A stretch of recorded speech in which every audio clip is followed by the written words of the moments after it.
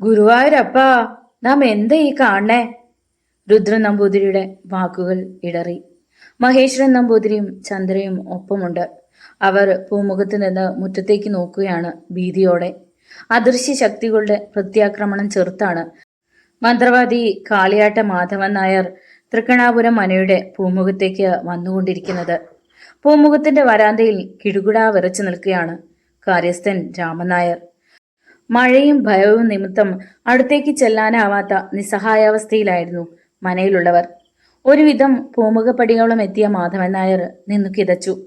പിന്നെ പ്രതികാരത്തോടെ അയാൾ തിരിഞ്ഞു നോക്കി ഭൂമിയിൽ കുത്തിയിറക്കിയ ശൂലത്തിലേക്ക്. മാധവൻ നായരുടെ ഇടത് കണ്ണ് തള്ളി. മുഖത്ത് അമ്പരപ്പ്. ആരോ ഇളക്കുന്നത് പോലെ ശൂലം ഇളകുന്നു. പെട്ടെന്ന് അയാൾ ഉഗ്രഭാവത്തിൽ തിരിഞ്ഞു നിന്നു. ശൂലം നിലത്തു വീണു. അതേ സ്ഥലത്ത് രക്തനിറം പരക്കാൻ തുടങ്ങി. മാധവൻ നായരുടെ നെറ്റി ചുളിഞ്ഞു. പഠിച്ച മന്ത്രം പിഴയ്ക്കുന്നുവോ എന്ന തോന്നൽ. ശൂലമുനയിൽ നിന്ന് രക്ഷപ്പെട്ട ദമ്പതി രക്ഷസുകൾ തിരിച്ചെത്തും 10 മടങ്ങ് ശക്തിയോടെ. ഈ പരമാർത്ഥം മാധവൻ നായരുടെ മനസ്സിൽ നടുക്കമുണ്ടാക്കി. അയാൾ ശൂലത്തിനു നേർക്ക് കൈനീട്ടി. ശൂലം വായുവിൽ ഉയർന്ന് മാധവൻ നായരുടെ വലതു കൈയിൽ വന്ന് കിടന്നു. ശൂലവുമായി മാധവൻ നായർ പൂമുഖത്തേക്ക് കയറുമ്പോൾ മഴയും കാറ്റും നിലച്ചിരുന്നു. മാനത്ത് ഇടയ്ക്കിടെ ശക്തി കുറഞ്ഞ മിന്നൽ പിണരുകൾ പ്രത്യക്ഷപ്പെട്ടു. ഇരുളിന്റെ മറവിലിരുന്ന് ചീവീടുകൾ ശബ്ദിച്ചു. ഓട്ടിൻപുറത്തു നിന്ന് മഴവെള്ളം ഇറ്റ് വീണുകൊണ്ടിരുന്നു. അയ്യോ, കണ്ണീന്ന് ചോരയൊലിക്കുന്നുണ്ടല്ലോ. മാധവൻ നായരുടെ അടഞ്ഞ വലതു കണ്ണുകളിലേക്ക് നോക്കി രുദ്രൻ നമ്പൂതിരി വേവലാതിപ്പെട്ടു. ചെറുത്തുനിൽപ്പിനിടയ്ക്ക് ദമ്പതി രക്ഷസുകൾ തന്ന പാരിതോഷികം, വലതു കണ്ണിന് അന്ധത. അത്രയും പറഞ്ഞ മാധവൻ നായർ മുറ്റത്തേക്ക് നോക്കിയിട്ട് കുപിതനായി. സർപ്പത്തെയാണ് നോവിച്ചു വിട്ടിരിക്കുന്നത്, വിടില്ല ഞാൻ, അയാൾ കോപം കൊണ്ട് ചൊലിച്ചു. എനിക്ക് പേടിയാവണോ അമ്മാവ? ചന്ദ്ര മഹേശ്വരൻ നമ്പൂതിരിയുടെ പിന്നാമ്പുറത്തേക്ക് ഒതുങ്ങി നിന്നു. ഭയപ്പെടല്ല കുട്ടിയെ, അനുഭവിക്കേണ്ടത് അനുഭവിച്ചു തന്നെ തീർക്കണ്ടേ? മഹേശ്വരൻ നമ്പൂതിരി ചന്ദ്രയെ സമാധാനിപ്പിച്ചു. വല്യ തിരുമേനി, ഇന്ന് ഞാൻ മടങ്ങുന്നില്ല. ഇന്നത്തെ രാവിൽ ഉപാസനയാണ്, നിദ്ര പോലുമില്ലാത്ത ഉപാസന, മാധവൻ നായർ പറഞ്ഞു. ഞങ്ങളുടെ രക്ഷയ്ക്ക് മാധവൻ നായർ ഇവിടെ താമസമാക്കിയാലും സന്തോഷമേ ഉള്ളൂ. രുദ്രൻ നമ്പൂതിരി മന്ത്രവാദിയെ തൊഴുതു. അത്രയ്ക്ക് ഭയക്കണം ദമ്പതി രക്ഷസുകളെ. മാധവൻ നായർ തെല്ലിട നിർത്തിയിട്ട് തുടർന്നു. എന്റെ അനുഭവത്തിൽ ഇത്രയ്ക്ക് ശൗര്യമുള്ള രക്ഷസുകളെ നേരിട്ടിട്ടില്ല.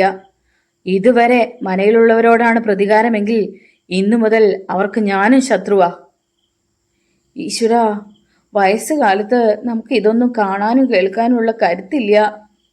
രുദ്രൻ നമ്പൂതിരി നെഞ്ചു തടവി. ഒരു മുറി എനിക്ക് ഉപാസനയ്ക്ക് വേണം. 7 തിരിയിട്ട നിലവിളക്ക് എണ്ണ ഒഴിച്ചത്, നാക്കിലയിൽ 6 കൈ കറുത്ത ചരടും. അപ്പോഴേക്കും ഞാനൊന്ന് കുളിച്ചിട്ട് വരാം. രാമ, മാധവൻ നായർക്ക് കുളം കാണിച്ചു കൊടുക്കുക, രുദ്രൻ നമ്പൂതിരി പറഞ്ഞു. മാധവൻ നായർ രാമൻ നായരോടൊപ്പം മുറ്റത്തേക്കിറങ്ങി. മനയ്ക്കലെ ഒരു മുറി മാധവൻ നായർക്ക് ഉപാസിക്കാൻ ഒരുങ്ങി. അപ്പോഴേക്കും അയാൾ കുളി കഴിഞ്ഞ് എത്തിയിരുന്നു. വലതു കണ്ണ് ചിമ്മിയ നിലയിലാണ്. ആഹാരം വല്ലതും കഴിച്ചിട്ട് പോരെ? രുദ്രൻ നമ്പൂതിരി ചോദിച്ചു. വേണ്ട. മാധവൻ നായർ അകത്ത് കടന്നു. വാതിലിനും അപ്പുറം ഉത്കണ്ഠയോടെ നിൽക്കുന്ന മനയിലെ അംഗങ്ങൾ. ആരും പരിഭ്രമിക്കേണ്ട. അർദ്ധരാത്രിയിൽ ഈ മുറിക്കകത്തു നിന്ന് കരച്ചിലോ അട്ടഹാസമോ കേട്ടെന്ന് വരാം. വാതിലിൽ മുട്ടി വിളിക്കരുത്. ഈ ഭാഗത്തേക്ക് വരാനും പാടില്ല. വിപരീതം പ്രവർത്തിച്ചാൽ മനയിൽ തീപിടുത്തമുണ്ടാവും. ഞാനും നിങ്ങളും തീപെട്ട് വെണ്ണീറാകും. മാധവൻ നായർ പറഞ്ഞത് ഉൾക്കിടിലത്തോടെയാണ് അവർ കേട്ടത്. രുദ്രൻ നമ്പൂതിരിയുടെ കണ്ണുകൾ നിറഞ്ഞു. മാധവൻ നായർ വാതിലടച്ച് സാക്ഷിയിട്ടു. പറഞ്ഞ പ്രകാരം കിഴക്കോട്ട് അഭിമുഖമായി പുൽപ്പായും എണ്ണ ഒഴിച്ച് 7 തിരിയിട്ട നിലവിളക്കും നാക്കിലയിൽ കറുത്ത ചരടുമുണ്ട്. ശൂലം വിളക്കിനോട് ചേർത്ത് വെച്ച് മാധവൻ നായർ പുൽപ്പായി ചമ്രം പടിഞ്ഞിരുന്ന് കൈകൂപ്പി. അമ്മേ, രക്തചാമുണ്ടേശ്വരി! ഇടത് കണ്ണ് തുറന്ന് മാധവൻ നായർ നിലവിളക്കിലേക്ക് തറപ്പിച്ചു നോക്കി. നിലവിളക്കിൻ തിരിയിൽ തനിയെ കത്തി. ഇലയിലെ ചരട് അരയിൽ നിന്നും കുത്തിയെടുത്ത് 5 കഷ്ണമാക്കി ഇലയിൽ വെച്ചു. ഒരു ചരടെടുത്ത് മന്ത്രം ജപിച്ചൂതി കുരുക്കി കെട്ടാൻ തുടങ്ങി. ഈ സമയത്ത് പൂമുഖത്തെ ചാരുകസേരയിൽ ഇരിക്കുകയായിരുന്നു രുദ്രൻ നമ്പൂതിരി. അടുത്തു തന്നെ മഹേശ്വരൻ നമ്പൂതിരിയും പൂമുഖ വരാന്തയിൽ രാമൻ നായരും പൂമുഖ വാതിൽക്കൽ ചന്ദ്രയുമുണ്ട്. ഒക്കെ ഒന്ന് കലങ്ങി തെളിഞ്ഞാൽ മതിയായിരുന്നു. രുദ്രൻ നമ്പൂതിരി അനുജനെ നോക്കി. അതെ അതെ. മഹേശ്വരൻ നമ്പൂതിരി. അകത്ത് ടെലിഫോൺ ശബ്ദിച്ചു. ചന്ദ്ര അകത്തേക്ക് പോയി. കോഡ്ലെസ് ഫോണുമായാണ് ചന്ദ്ര തിരിച്ചെത്തിയത്. വല്യമ്മാവന് ഫോൺ. ആലഞ്ചേരി മനേന്നാ. ഫോൺ വാങ്ങി രുദ്രൻ നമ്പൂതിരി ചെവിയോട് ചേർത്തു. രുദ്രൻ നമ്പൂതിരിയാണ്. ആലഞ്ചേരി തമ്പ്രാക്കളാ. ഫോണിന്റെ മറുതലപ്പത്തെ ശബ്ദം. ആലഞ്ചേരി തമ്പ്രാക്കൾ ഇങ്ങോട്ടൊക്കെ വിളിക്കുവോ? എന്താ അങ്ങനെ ഒരു സംശയം? ഇപ്പൊ വിളിച്ചത് മറ്റൊരു കാര്യത്തിനാ. ഒരിക്കൽ നമ്മുടെ തിരുനാവായയിലെ നിലം ചോദിച്ചിരുന്നൂലോ? അത് കുറെ മുമ്പല്ലേ? അതെ, അത് നിങ്ങൾക്ക് തരാം. ഭൂമിയുടെ രേഖ ഇവിടെ ഉണ്ട്. ആരെയെങ്കിലും ഇങ്ങോട്ട് അയച്ചാ പരിശോധിക്കാനായിട്ട് കൊടുത്തുവിടാം. മഹേശ്വരനെ അങ്ങോട്ടേക്ക് അയക്കാം. അത് നന്നായി. ഒരു ദിവസം നിൽക്കാൻ പാകത്തില് വന്നോട്ടെ. നാളെ വൈരങ്കോട്ട തെയ്യാട്ടാണല്ലോ. അത് കണ്ടിട്ട് മടങ്ങും ചെയ്യാം. അങ്ങനെ ആവട്ടെ. മറുതലക്കിൽ ഫോൺ ഡിസ്കണക്ട് ചെയ്തു. മനക്കിലുള്ളവരുടെ തലയിൽ തീ കത്തുമ്പോഴാ ഭൂമി കച്ചവടം. രുദ്രൻ നമ്പൂതിരി പെറുപെറുത്തു. ആലഞ്ചേരി എന്താ പറഞ്ഞേ?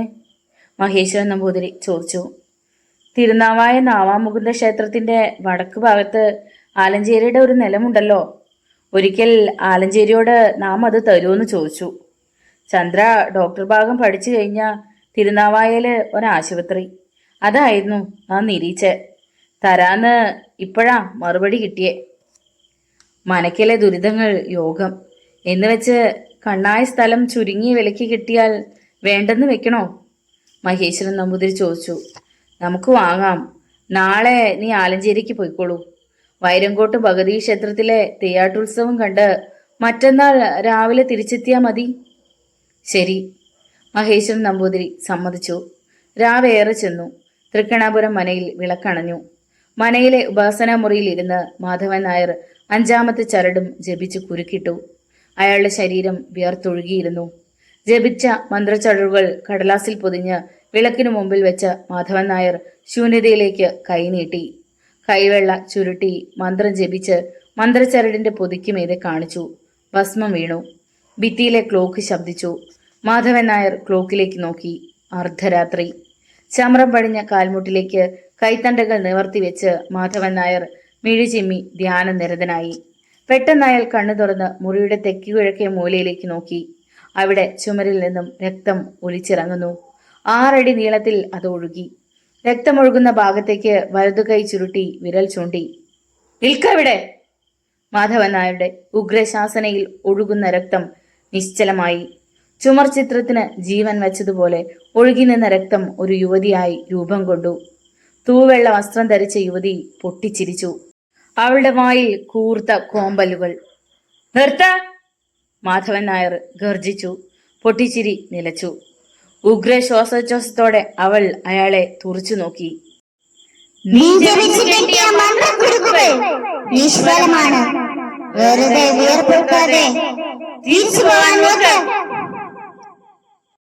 അവൾ പറഞ്ഞു. നാവടക്ക്! ഞാൻ വരച്ച വരയിൽ നിന്നെയും നിന്റെ ഭർത്താവിനെയും നിർത്തും. കാളിയാട്ട മാധവനാണ് പറയുന്നത്.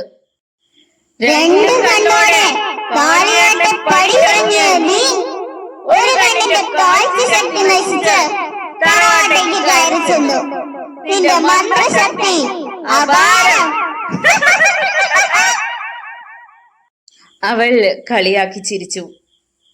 അസഹനീയം നിന്റെ ഈ കൊലച്ചിരി.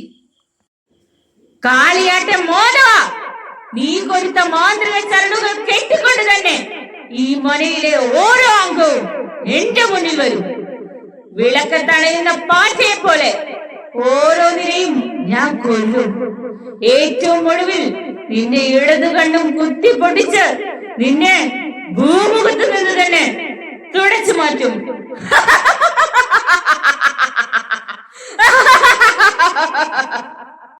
കോപം കൊണ്ട് ജ്വലിച്ച മാധവൻ നായർ നിലവിളക്കിലേക്ക് നോക്കി. കത്തിക്കൊണ്ടിരിക്കുന്ന 7 തിരികളിൽ ഒന്ന് പന്തം പോലെ ജ്വലിച്ച് വായുവിൽ അവളുടെ നേർക്ക് പാഞ്ഞു. അവൾ വാ തുറന്നു. തിരി വായ്ക്കകത്ത് കയറി. ഇനി എന്തുണ്ട്? നിന്റെ മന്ത്രവാദ നിഘണ്ടുവിൽ എന്നെ തുരത്താൻ. മാധവൻ നായർ കോപത്താൽ എഴുന്നേറ്റു. ശൂലം തൊഴുതെടുത്ത് അവളുടെ നേർക്കെറിഞ്ഞു. അടുത്ത നിമിഷം അവൾ അപ്രത്യക്ഷയായി. ശൂലം ഭിത്തിയിൽ തട്ടി താഴെ വീണു. അപ്പോൾ ചുമരിലെ രക്തക്കറയും അപ്രത്യക്ഷമായി. ഞങ്ങളെ തളയ്ക്കാൻ ആഴക്കമുള്ള ഒരു മന്ത്രവാദിയും പിറന്നിട്ടില്ല.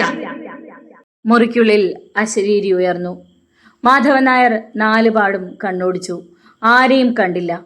ഒരുവിധം നേരം വെളുപ്പിക്കുകയായിരുന്നു രുദ്രൻ നമ്പൂതിരി. എഴുന്നേറ്റ ഉടനെ മാധവൻ നായർ ഉപാസിക്കുന്ന മുറിയുടെ മുമ്പിലെത്തി. കതക് തുറന്നിട്ടില്ല. രുദ്രൻ നമ്പൂതിരി കാത്തുനിന്നു. കതകിൽ മുട്ടി വിളിക്കണോ എന്ന് സംശയിച്ചു. അപ്പോഴേക്കും ചന്ദ്രയും മഹേശ്വരൻ നമ്പൂതിരിയും അവിടെ എത്തി. ഇന്നലെ മുറിക്കകത്ത് പൊട്ടിച്ചിരിയും ഉറക്കെ സംസാരിക്കുന്നതും കേട്ടു.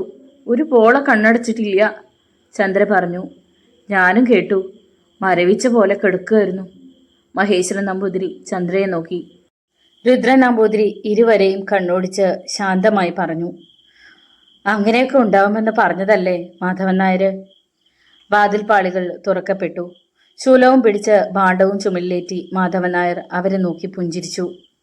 ആരും ഇന്നലെ ഉറങ്ങിയിട്ടില്ലെന്ന് തോന്നുന്നു, മാധവൻ നായർ ചോദിച്ചു. ഉറക്കം വന്നില്ല, രുദ്രൻ നമ്പൂതിരി ആത്മഗതം എന്നോണം പറഞ്ഞു. ഞാൻ മടങ്ങാണ്.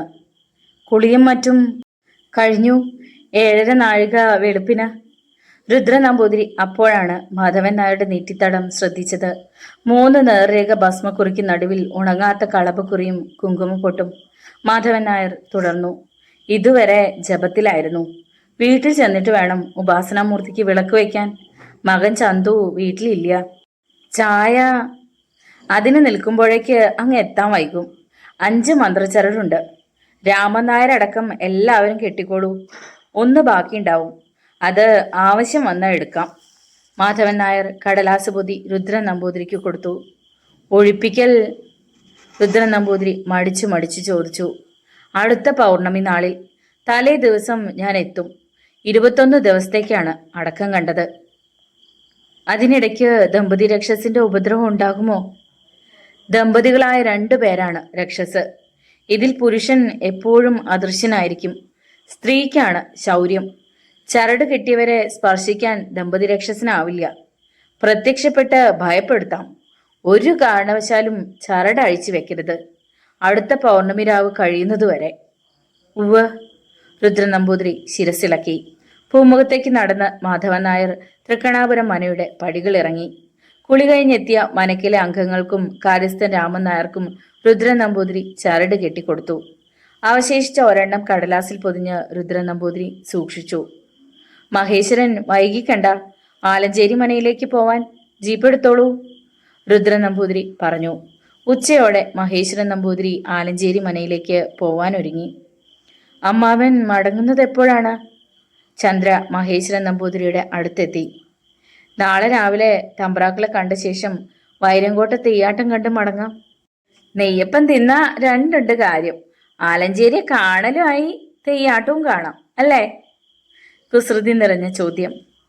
മലബാറിലെ ഏറ്റവും വലിയ ഉത്സവമല്ലേ? ജീവിതത്തില് ഇതൊക്കെയോ ബാക്കി കാണൂ കുട്ടി. മഹേശ്വരൻ നമ്പൂതിരി നിരാശയോടെ ചന്ദ്രയെ നോക്കി. മഹേശ്വരൻ നമ്പൂതിരി ജീപ്പിൽ കയറി. അത് പടിപ്പുരയും കടന്നുപോയി. ആലഞ്ചേരി തമ്പ്രാക്കളുടെ 8 കെട്ടും ഇടക്കെട്ടുമുള്ള മന. അതിന്റെ മുറ്റത്ത് ജീപ്പ് വന്നു നിന്നു. മഹേശ്വരൻ നമ്പൂതിരി ഉമ്മറമുറ്റത്ത് നിന്നു. പൂമുഖം അതിൽ അടഞ്ഞിരിക്കുന്നു. അതാത് കാലത്തെ സ്ഥാനികളായ ആലഞ്ചേരി തമ്പ്രാക്കന്മാരുടെ എണ്ണച്ചായ ചിത്രങ്ങൾ ഭിത്തിയിൽ. രാജകീയ പ്രൗഢിയുള്ള ചാരുകസേര ശൂന്യം. തമ്പ്രാക്കൾ അതിലാണ് ഇരിക്കാറുള്ളത്. തടിച്ച് ഉരുണ്ട മരത്തൂണിലെ സ്വിച്ചിൽ വിരലമർത്തിയ മഹേശ്വരൻ നമ്പൂതിരി ആലഞ്ചേരി തമ്പ്രാക്കൾ വാതിൽ തുറക്കുന്നത് കാത്ത് നിന്നു. പാദസരത്തിന്റെ കിലുക്കം കേട്ട് മഹേശ്വരൻ നമ്പൂതിരി തിരിഞ്ഞു. ഒരു അന്തർജനം നമ്പൂതിരിയുടെ സമീപത്തേക്ക് വന്നു, പുഞ്ചിരിച്ചും കൊണ്ട്. ഇവിടെ ആരും ഇല്ലാലോ, അവൾ പറഞ്ഞു. എങ്ങോട്ട് പോയതാ? തൃത്താല മനക്കിലേക്ക് പോയതാ. മഹേശ്വരൻ നമ്പൂതിരി അവളെ ആപാദചൂടം കണ്ണോടിച്ചു. മംഗല്യ തിലകമില്ല. വേലി കഴിയാത്ത അന്തർജനം. തുമ്പപ്പൂ പോലെ വെളുത്ത നിറം. പിടയ്ക്കുന്ന കണ്ണുകൾ. നെറ്റിയിൽ ചെറിയ ചന്ദനക്കുറി. കഴുത്തിൽ തടിച്ച സ്വർണമാല. ഇളം നീല ബ്ലൗസ്. മാറിടത്തിന് താഴെ മുലക്കച്ച കണക്കെ കെട്ടിവെച്ച സ്വർണ്ണ കഷ്ണമുണ്ട്. അതിൻ്റെ തലപ്പ് ഞെരിയാണിയോളം ഞാന്ന് കിടക്കുന്നു. കാലിൽ വെള്ളിപ്പാദസരം. ഇങ്ങനെ നോക്കരുത് കേട്ടോ. അവൾ നാണം കൊണ്ട് മുഖം കുനിച്ചു. മനയ്ക്കുള്ളവര് എപ്പോഴാ വരിക? അവിടുന്ന് പുറപ്പെട്ടിരിക്കണു, ഉടനെ എത്തും. കുട്ടി ഏത് മനക്കിലെ അന്തർജന? അടുത്ത് തന്നെയാ എൻ്റെ മന. എന്താ പേര്? ലക്ഷ്മിക്കുട്ടി. നല്ല പേര്. വേളി കഴിഞ്ഞതാണോ? ലക്ഷ്മിക്കുട്ടിയെ വേളി കഴിക്കണമെന്ന് മോഹമുണ്ടോ? മഹേശ്വരൻ നമ്പൂതിരി അമ്പരന്നു. സാധാരണ അന്തർജനങ്ങൾ ഇങ്ങനെയൊന്നും പറയാറില്ലെന്ന് അയാൾ ഓർത്തു. ഇത് ഒരു പൊട്ടിത്തെറിച്ച അന്തർജനം തന്നെ. മഹേശ്വരൻ നമ്പൂതിരി മന്ദഹസിച്ചു. ലക്ഷ്മിക്കുട്ടിക്ക് ഇഷ്ടായിട്ടോ. തൃക്കണാപുരം മനക്കിലെ മഹേശ്വരൻ നമ്പൂതിരിയുടെ അന്തർജന വെച്ച ഭാഗ്യം തന്നെ. മഹേശ്വരൻ നമ്പൂതിരി ആശയക്കുഴപ്പത്തിലായി. എങ്ങനെ എൻ്റെ പേര് മനസ്സിലായി? അയാൾ അത്ഭുതത്തോടെ ചോദിച്ചു.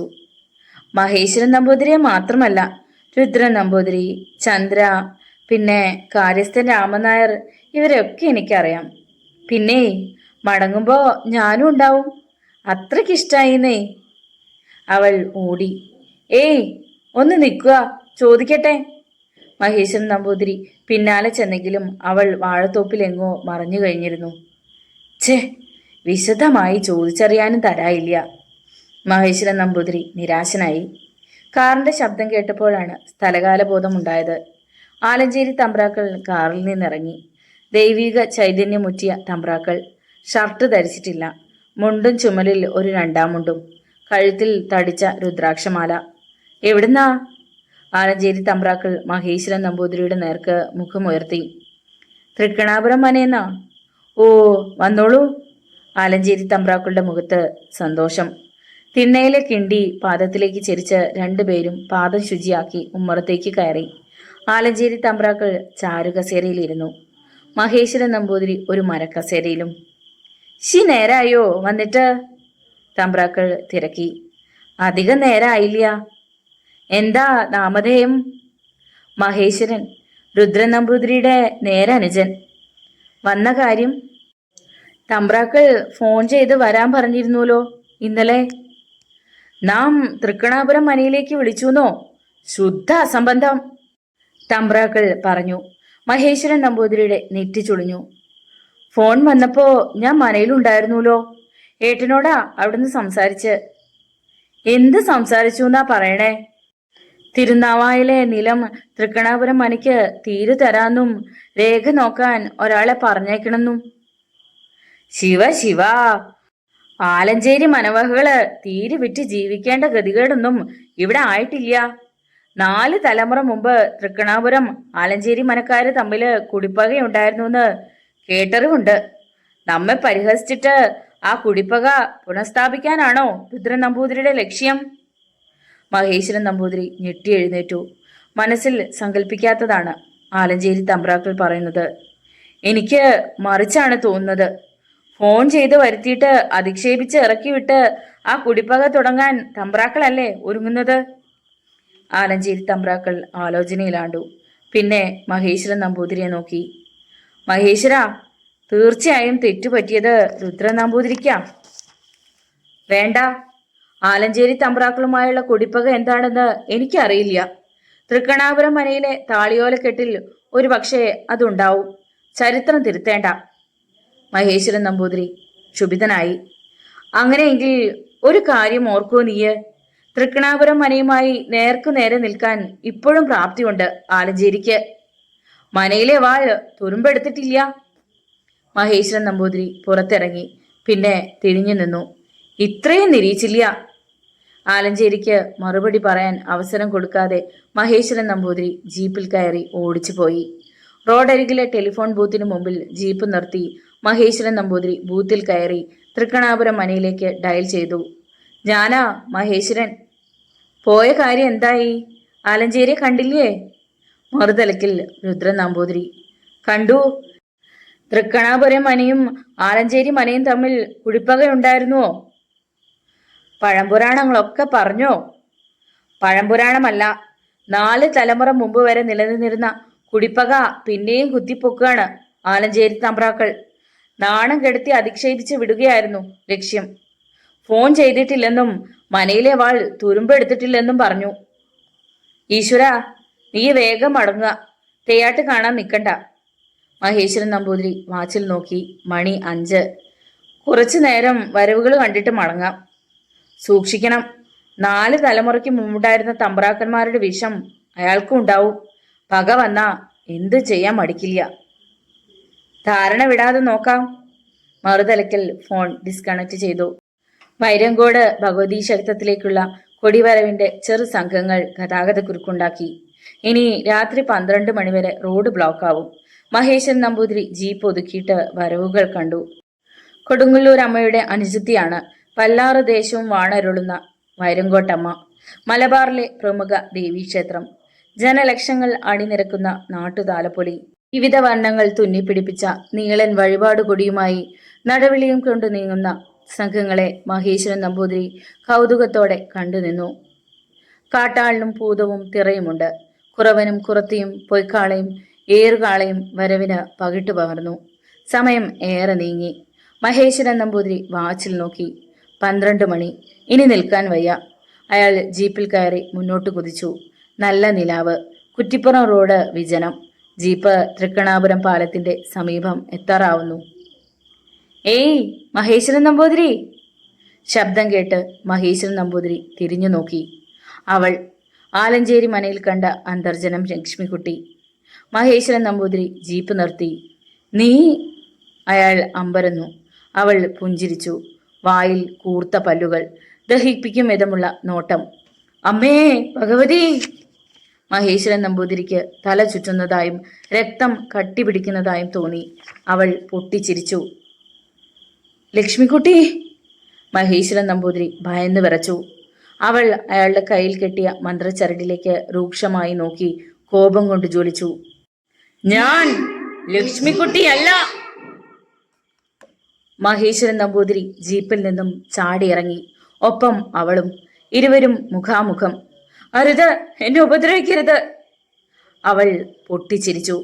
മഹേശ്വരൻ നമ്പൂതിരി കൈകൂപ്പി കരയാൻ തുടങ്ങി. നീ കൂപ്പിയ കൈകൾ എന്റെ നോട്ടത്തിന്റെ താപത്തിൽ പിഴുതു മാറ്റാൻ എനിക്കറിയാം.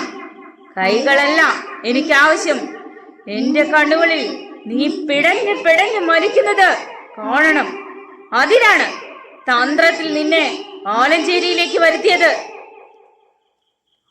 ഒരു ഉറുമ്പിനെ പോലും കൊല്ലാത്ത ബ്രാഹ്മണനാണ്. തൃക്കണാപുരം മനയിലുള്ളവർ ജീവിച്ചിരിക്കലല്ല ഞാൻ ആഗ്രഹിക്കുന്നത്, അവരുടെ മരണമാണ്. കാളിയാട്ട മാധവന്റെ മന്ത്രച്ചരട് നിന്നെയൊക്കെ സ്പർശിക്കുന്നതിലെ തടസ്സപ്പെടുത്തുകയുള്ളൂ. അവൾ പിന്നെയും പൊട്ടിച്ചിരിച്ചു. എന്നിട്ട് തുടർന്നു. ഇന്നു നീ, നാളെ രുദ്രൻ, ചന്ദ്ര, പിന്നെ കാര്യസ്ഥൻ രാമൻ നായർ. ഒടുവിൽ ഞാൻ അവന്റെ ചോര വലിച്ചു കുടിച്ചു കൊല്ലും. ആ കാളിയാട്ട മാധവന്റെ ഒരുത്ത ഞാൻ ഓരോരുത്തരെ വിളക്കത്തെ ഈയാപ്പാറ്റെ പോലെ നീ വന്നില്ലേ, അതുപോലെ.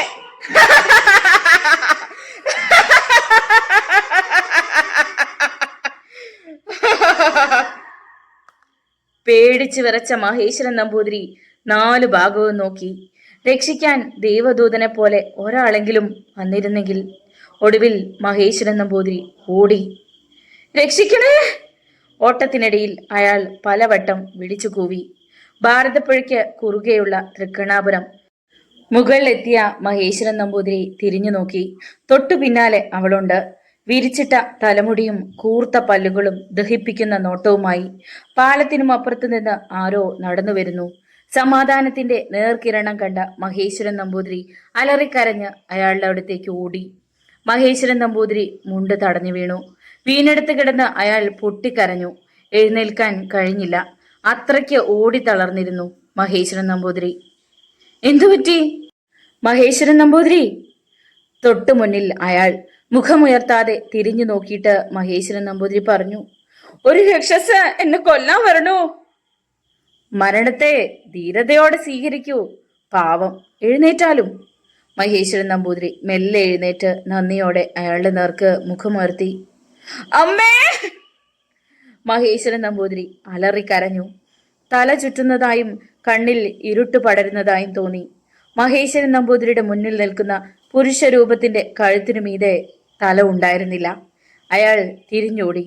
തൊട്ടു മുമ്പിൽ സംഹാരരുദ്രയായി അവൾ. പാലത്തിന്റെ രണ്ട് ഭാഗത്തും ദമ്പതി രക്ഷസുകൾ മഹേശ്വരൻ നമ്പൂതിരിയെ തടഞ്ഞു നിർത്തിയിരിക്കുന്നു. കഴുത്തിനു മീതെ തലയില്ലാത്ത രക്തവും മാംസവും പറ്റിപ്പിടിച്ച പുരുഷൻ ഒരു വശത്ത്, മറുവശത്ത് ഉഗ്രഭാവത്തിൽ നിൽക്കുന്ന യുവതി. അവളുടെ കഴുത്തിനു ചുറ്റും ബ്ലേഡ് കൊണ്ട് കീറിയതുപോലെ രക്തം ഒഴുകാൻ തുടങ്ങി. ഓടിത്തളർന്ന മഹേശ്വരൻ നമ്പൂതിരി കിതച്ചു. കണ്ണുകൾ നിറഞ്ഞു, തൊണ്ട വരണ്ടു. അതെ, ഇനി മരണമാണ് അഭികാമ്യം. അത് ഇവരുടെ കൈകൊണ്ടാവരുത്. അയാൾ ഒരു തീരുമാനത്തിലെത്തി. മഹേശ്വരൻ നമ്പൂതിരി പാലത്തിന്റെ കൈവരിയിൽ കയറി. അത് കണ്ട് ദമ്പതി രക്ഷസുകൾ പൊട്ടിച്ചിരിച്ചു. മഹേശ്വരൻ നമ്പൂതിരി കണ്ണിറുക്കെ ചിമ്മി പാലത്തിന് മുകളിൽ നിന്നും താഴേക്ക് ചാടി. ആ! മഹേശ്വരൻ നമ്പൂതിരിയുടെ ശബ്ദം ഭാരതപ്പുഴയോരങ്ങളിൽ പ്രകമ്പനം കൊണ്ടു. ഈ സമയത്ത് ഒരു ചരക്ക് ലോറി അകലെ നിന്നും വന്ന് പാലം കടന്നു പോയി. നേരം വെളുത്തു. ഇയാളിത് എങ്ങോട്ട് പോയി? പൂമുഖത്തേക്ക് കടന്നുകൊണ്ട് രുദ്രൻ നമ്പൂതിരി പരിഭ്രമത്തോടെ ചോദിച്ചു. ആലഞ്ചേരി തമ്പ്രാക്കളെ ഫോണിൽ വിളിച്ചാലോ? പിന്നാലെ വന്ന ചന്ദ്രിക അഭിപ്രായപ്പെട്ടു. വേണ്ട. രുദ്രൻ നമ്പൂതിരി അമ്പരപ്പോടെ ചന്ദ്രയെ നോക്കി. വലിയ തിരുമേനി ചതിച്ചു! ശബ്ദം കേട്ട് ചന്ദ്രയും രുദ്രൻ നമ്പൂതിരിയും മുറ്റത്തേക്ക് നോക്കി. കാര്യസ്ഥൻ രാമൻ നായർ ഓടിക്കിതച്ച് വരികയാണ്. എന്താ രാമൻ നായരെ? രുദ്രൻ നമ്പൂതിരി മുറ്റത്ത് നിന്ന് കിതയ്ക്കുന്ന രാമൻ നായരോട് ചോദിച്ചു. അതെങ്ങനെ പറയും വലിയ തിരുമേനി? താൻ കാര്യം പറയാ. രുദ്രൻ നമ്പൂതിരി സംശയത്തോടെ തിടുക്കപ്പെട്ടു. മഹേശ്വരൻ തിരുമേനി. മഹേശ്വരൻ? രുദ്രൻ നമ്പൂതിരി പരിഭ്രമത്തോടെ രാമൻ നായരെ നോക്കി. തൃക്കണാപുരം പാലത്തിന്റെ മീതെന്ന് ചാടി മരിച്ചു. ഈശ്വരാ! മഹേശ്വരൻ നമ്പൂതിരിക്ക് തല ചുറ്റുന്നത് പോലെ തോന്നി. എന്റെ മാമ! ചന്ദ്ര പൊട്ടിക്കരഞ്ഞു. നെഞ്ചകം തകർന്ന് കരയുന്ന രുദ്രൻ നമ്പൂതിരിയെയും ചന്ദ്രയെയും ആശ്വസിപ്പിക്കാൻ ആരുമുണ്ടായില്ല. രാമൻ നായർ നിസ്സഹായതയോടെ ചുമലിലെ തുവർത്തുമുണ്ടിന്റെ തുമ്പത്ത് കണ്ണു തുടച്ച് മുഖം കുനിച്ചു. ആരാ പറഞ്ഞേ? രുദ്രൻ നമ്പൂതിരിയുടെ നിറഞ്ഞ കണ്ണുകൾ രാമൻ നായരുടെ നേർക്ക്. രാമൻ നായർ മുഖമുയർത്തി വലിയ തിരുമേനിയെ നോക്കിക്കൊണ്ട് ഇടറി. കേട്ടപ്പോ ആദ്യം വിശ്വസിച്ചില്ല. പോയി നോക്കി, കണ്ടു. നെഞ്ചുറപ്പില്ലാത്തവർക്ക് കാണാൻ പറ്റില്ല ആ കിടപ്പ്. ഒരു അംബാസഡർ കാറ് തൃക്കണാപുരം മനയുടെ മുറ്റത്ത് വന്നു നിന്നു. കാറിൽ നിന്നും ഒരാൾ പുറത്തിറങ്ങി. തിരുമേനി ഇവിടുത്തെ...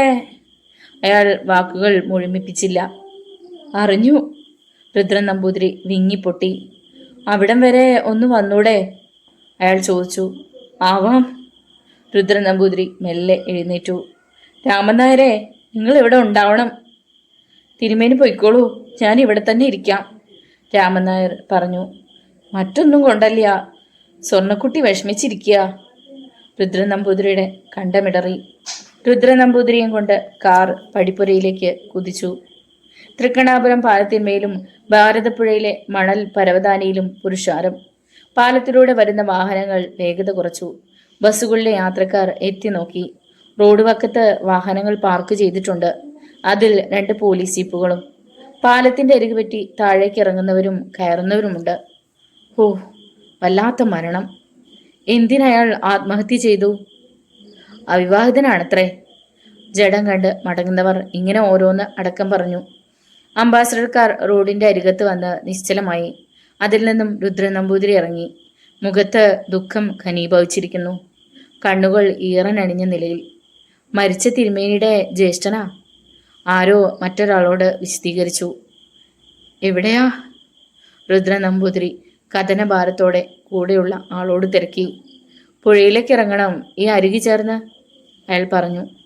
രുദ്രൻ നമ്പൂതിരി താഴേക്കിറങ്ങിയത് പുഴയിലേക്കുള്ള ചെമ്മൺ പാതയിൽ. ആൾക്കൂട്ടവും രുദ്രൻ നമ്പൂതിരിയുടെ പിന്നാലെ ചെന്നു. എല്ലാവരും ഒതുങ്ങി നിൽക്കുക. പോലീസുകാർ ജനങ്ങളെ നിയന്ത്രിക്കാൻ പാടുപെട്ടു. രുദ്രൻ നമ്പൂതിരി പാലത്തിന് ചുവട്ടിലെത്തിയപ്പോൾ കണ്ട കാഴ്ച ഭീകരമായിരുന്നു. പാലം പടിക്കിടയിൽ മുറിച്ചു മാറ്റാത്ത തടിച്ച ഇരുമ്പ് കമ്പി. താഴേക്ക് ചാടിയ മഹേശ്വരൻ നമ്പൂതിരി മലർന്നു വീണപ്പോൾ കമ്പി പുറത്ത് തുളച്ചു കയറി വയറ്റിലൂടെ പുറത്തേക്ക് വന്നിരിക്കുന്നു. രക്തം വാർന്നൊഴുകി കണ്ണുകൾ തുറിച്ച് കമ്പിയിൽ കുരുത്തു കിടക്കുകയാണ് മൃതദേഹം. നമുക്കിത് കാണാൻ കരുത്തില്ലാലോ ഈശ്വരാ! രുദ്രൻ നമ്പൂതിരി പൊട്ടിക്കരഞ്ഞു. ആരൊക്കെയോ ചേർന്ന് അയാളെ കാറിനടുത്തേക്ക് കൊണ്ടുപോയി. സബ് ഇൻസ്പെക്ടർ സുനി ജേക്കബിന്റെ മേൽനോട്ടത്തിൽ നാട്ടുകാരുടെ സഹായത്തോടെ മഹേശ്വരൻ നമ്പൂതിരിയുടെ ജഡം താഴെ ഇറക്കി. ഇൻക്വസ്റ്റ് നടത്തിയ ശേഷം മൃതദേഹം പായയിൽ പൊതിഞ്ഞ് ചൂടിക്കയറുകൊണ്ട് വരിഞ്ഞു കെട്ടി. ആംബുലൻസ് എത്തിയിട്ടുണ്ട്, ഒരു പോലീസുകാരൻ സബ് ഇൻസ്പെക്ടറുടെ അടുത്തെത്തി പറഞ്ഞു. ആശുപത്രിയിലേക്ക് മാറ്റണം. ആംബുലൻസ് പാലത്തിന്റെ ചുവട്ടിൽ വന്നു നിന്നു. മൃതദേഹം ആംബുലൻസിൽ കയറ്റുമ്പോൾ ജനം വാഹനത്തിന് ചുറ്റും കൂടി. ഈ സമയത്ത് തൃക്കണ്ണാപുരം മന. മഹേശ്വരൻ നമ്പൂതിരി ആത്മഹത്യ ചെയ്തതറിഞ്ഞ് എത്തിയ നാട്ടുകാർ മുറ്റത്ത് കൂട്ടം കൂടി നിൽക്കുന്നുണ്ട്. അവരെന്തൊക്കെയോ അടക്കം പറയുകയാണ്. വൈകി അറിഞ്ഞവർ മനയിൽ എത്തിക്കൊണ്ടിരുന്നു. അതിൽ സ്ത്രീകളും പുരുഷന്മാരുമുണ്ട്. പ്ലാത്തറ മനയിലെ ശങ്കരൻ നമ്പൂതിരിയും മകൾ ദേവതിയും അന്തർജനവും മുറ്റത്തെത്തി.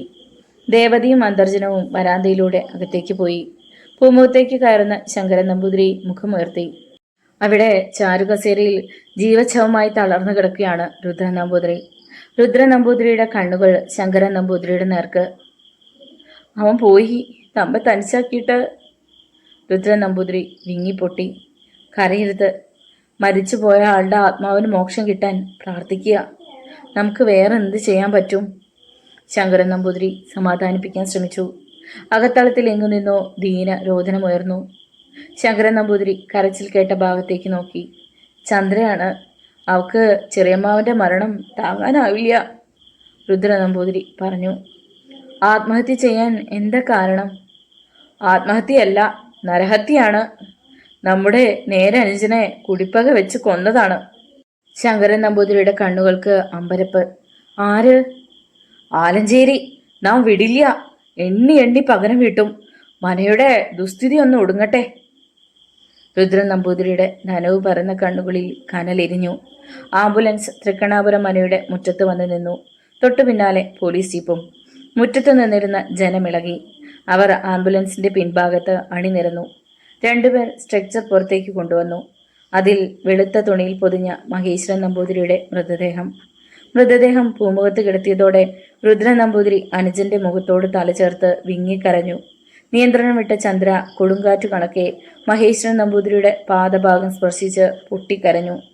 ആ രംഗം കണ്ടുനിന്നവരുടെ കണ്ണുകളും ഈറനണിഞ്ഞു. തൃക്കണ്ണാപുരം മനയുടെ തെക്കേ പറമ്പിൽ ചിതയൊരുങ്ങി. ജ്വലിക്കുന്ന അഗ്നിനാമ്പുകളിലേക്ക് നോക്കി രുദ്രൻ നമ്പൂതിരി തേങ്ങി. ശവദാഹം കഴിഞ്ഞ് എല്ലാവരും മടങ്ങി. മഹേശ്വരൻ നമ്പൂതിരിയുടെ മരണത്തോടെ തൃക്കണ്ണാപുരം മന ശ്മശാനമുഖമായി. മനയിൽ ഭീതിയും ദുഃഖവും തളം കെട്ടി.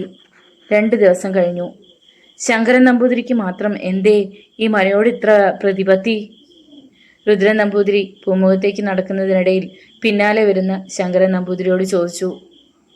ഇവിടുത്തെ അവസ്ഥ നമ്മെ വല്ലാതെ വേദനിപ്പിക്കണു. നാഴി അരിയിട്ട് കഞ്ഞി വെച്ച് തരാൻ പോലും ആളില്ലല്ലോ. പ്ലാത്രമന പൂട്ടി വന്നതല്ലേ, വിളക്കുവെപ്പൊന്നും ഇല്ലാച്ചാ. അവർ പൂമുഖത്തെത്തി. രുദ്രൻ നമ്പൂതിരി ചാരുകസേരയിലിരുന്നു.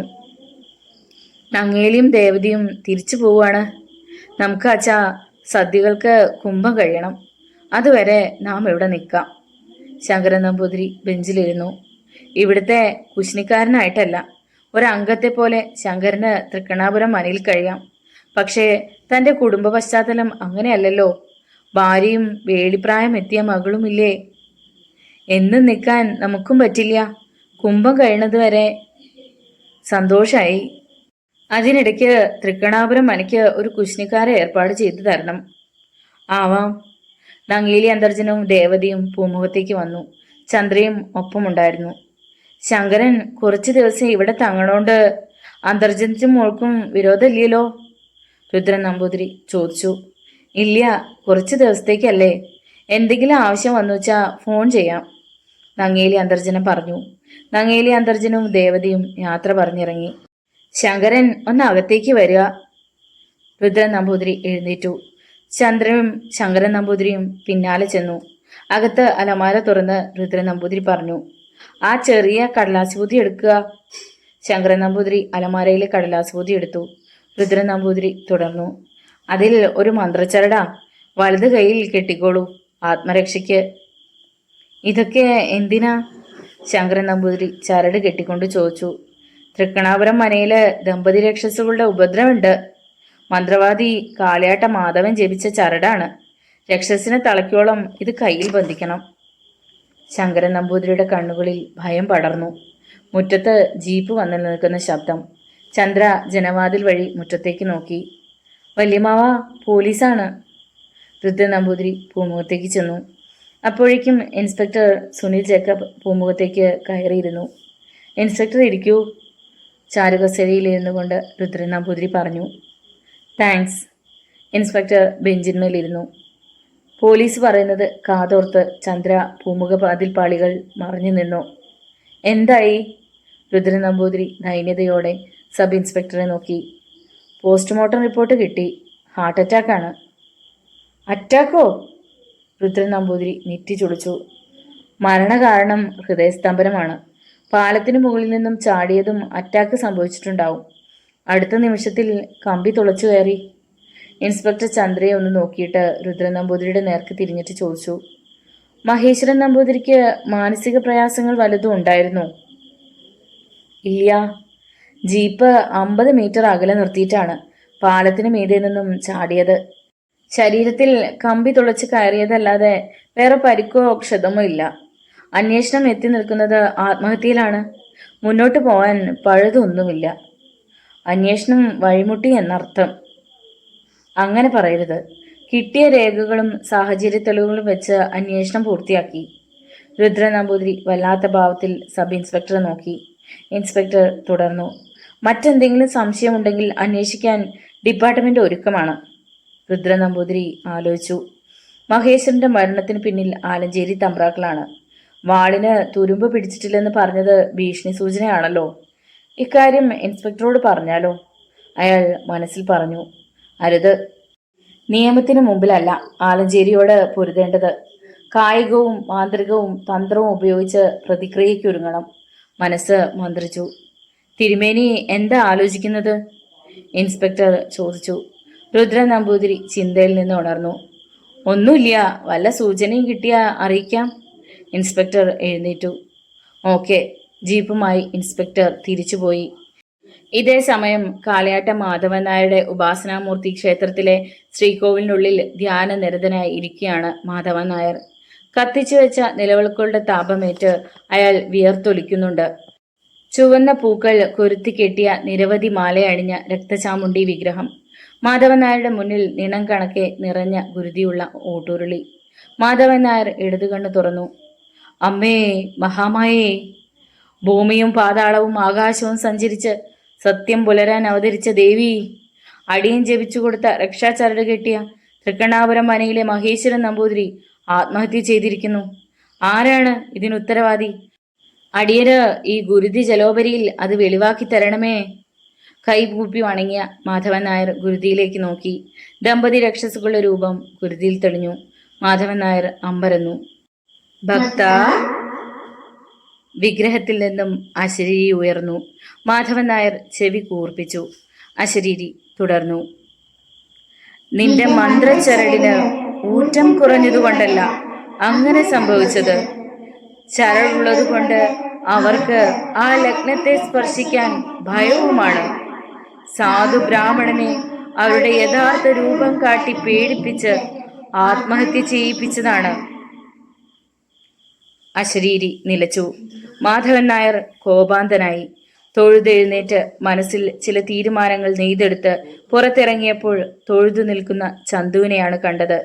ചന്തു മെല്ലെ കണ്ണു തുറന്നു. മാധവൻ നായർ മകനെ നോക്കി പുഞ്ചിരിച്ചു. അച്ഛാ, അച്ഛൻ നിന്നെ കാത്തിരിക്കുകയായിരുന്നു. ഒട്ടു നേരമായോ വന്നിട്ട്? മാധവൻ നായർ ചോദിച്ചു. അയാളുടെ ചോദ്യത്തിലേക്കായിരുന്നില്ല ചന്തുവിന്റെ നോട്ടവും ശ്രദ്ധയും. വലതു കണ്ണിന് എന്താണ് സംഭവിച്ചത്? ചന്തു ഭയത്തോടെ ചോദിച്ചു. ശ്രീകോവിലിന്റെ വാതിലടച്ച് തിരിഞ്ഞ മാധവൻ നായർ മകനെയും കൂട്ടി വീട്ടിലേക്ക് നടന്നു. പോയ കാര്യം? മാധവൻ നായർ ചോദിച്ചു. എന്റെ ചോദ്യത്തിന് അച്ഛൻ മറുപടി പറഞ്ഞില്ല. അതിനു മുമ്പ് ഞാനും ഒരു ചോദ്യം ചോദിച്ചിരുന്നു.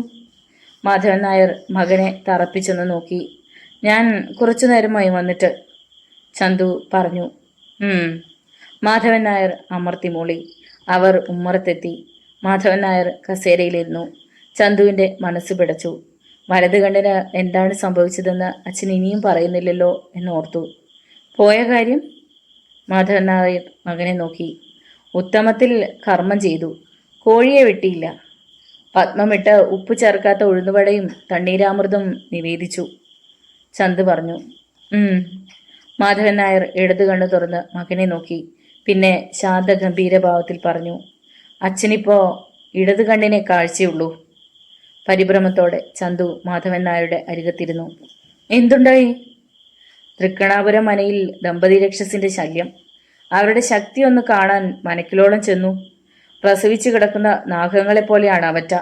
വലത് കണ്ണ് അവർ കുത്തിപ്പൊട്ടിച്ചു. നിസാര മട്ടിലാണ് മാധവൻ നായർ അത് പറഞ്ഞത്. കേൾക്കാനുള്ള കരുത്ത് ചന്തുവിനുണ്ടായില്ല. മദമബാധയുടെ ഒടുവിലെ ഫലം, ചന്തു നിരാശയോടെ പറഞ്ഞു. അത് കേട്ട് മാധവൻ നായർക്ക് ദേഷ്യം വന്നു. നാവടക്ക്! ചുട്ട കോഴിയെ പറപ്പിക്കുന്ന കാളയാട്ട മാധവന്റെ മകൻ തന്നെയോ നീയ്? ദമ്പതി രക്ഷസുകളെ ഉത്തമ കർമ്മത്തിൽ തളയ്ക്കാമല്ലോ. അതെ, ഏറിയാൽ 12 മാസം. ഉന്മൂലനം ചെയ്യണമെങ്കിൽ മറ്റെന്ത് പോംവഴി? മാധവൻ നായർ എഴുന്നേറ്റു. എന്നിട്ട് വികാരഭരിതനായി. ഇപ്പോൾ ദമ്പതി രക്ഷസുകളെ ഉന്മൂലനം ചെയ്യേണ്ടത് കാളിയാട്ടെ മാധവന്റെ അഭിമാന പ്രശ്നമാണ്. നമുക്ക് മന്ത്രവാദപ്പണി നിർത്താം. ഉത്തമവും അധമവും മധ്യമവും ഒന്നും വേണ്ട. ചന്തു അസ്വസ്ഥനായി. എന്നിട്ട് വെട്ടത്ത് തമ്പുരാൻ എന്ത് ചെയ്യും? മാധവൻ നായർ മകനെ കളിയാക്കി. എനിക്ക് ആരോഗ്യവും പഠിപ്പുമുണ്ട്. ഒരു ജോലി നേടി നമുക്ക് പുതിയൊരു ജീവിതം തുടങ്ങാം. യക്ഷികളുടെയും രക്ഷസുകളുടെയും ശാപം പേറുന്ന ഈ കാളിയാട്ട തറവാടിന് പുതിയൊരു ചരിത്രം ഉണ്ടാവട്ടെ. ഗുരുനിന്ദ ആപത്താണ്. ലോകം അവസാനിക്കും വരെ കാളിയാട്ട തറവാടിന്റെ മാന്ത്രിക പെരുമ നിലനിൽക്കണം. അബദ്ധങ്ങൾ പറയാതെ പോകൂ. ചന്തു അകത്തേക്ക് പോയി. മാധവൻ നായർ വീണ്ടും കസേരയിൽ വന്നിരുന്നു. മുറ്റത്തേക്ക് ആരോ വരുന്നത് കണ്ടു. തൃക്കണാപുരം മനയിലെ കാര്യസ്ഥൻ രാമൻ നായരാണെന്ന് മനസ്സിലായി. മഹേശ്വരൻ നമ്പൂതിരി മരിച്ചു അല്ലേ? മാധവൻ നായർ ചോദിച്ചു. അതെ, രാമൻ നായർ ശബ്ദം താഴ്ത്തി പറഞ്ഞു. പത്രത്തിൽ വായിച്ചു. മനക്കിലുള്ളവർ ഭയന്നിരിക്കുകയാണ്. രക്ഷസുകളെ ബന്ധിക്കാൻ ഇനിയും വൈകിക്കില്ലെന്ന് വലിയ തിരുമേനി പറഞ്ഞു. ഇല്ല, ഇന്ന് മുതൽ 21-ാം ദിവസം ഞാൻ അവരെ ബന്ധിച്ചിരിക്കും. 20-ാം നാൾ സന്ധ്യയോടെ ഞാൻ അവിടെ എത്തും. കർമ്മത്തിനുള്ള സാധനങ്ങളുടെ പട്ടിക ഞാൻ തരാം. കയറി വരൂ. രാമനായർ ഉമ്മറത്തേക്ക് കയറി. പെട്ടെന്ന് എന്തോ ഉടയുന്ന ശബ്ദം കേട്ട് മാധവൻ നായർ ശബ്ദം കേട്ട ദിക്കിലേക്ക് നോക്കി.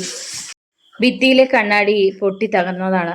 കണ്ണാടിയുടെ ഫ്രെയിം തനിയെ ആടുന്നു. രാമൻ നായർ അത് കണ്ട് നടുങ്ങി. വീഡിയോ ഇഷ്ടമായാൽ ഒന്ന് ലൈക്ക് ചെയ്ത്, ഷെയർ ചെയ്ത്, സബ്സ്ക്രൈബ് ചെയ്ത് സപ്പോർട്ട് ചെയ്യുക. നിങ്ങളുടെ വിലയേറിയ അഭിപ്രായങ്ങളും നിർദ്ദേശങ്ങളും വിമർശനങ്ങളും കമന്റ് ബോക്സിൽ രേഖപ്പെടുത്തുക. വീണ്ടും കാണാം. നന്ദി.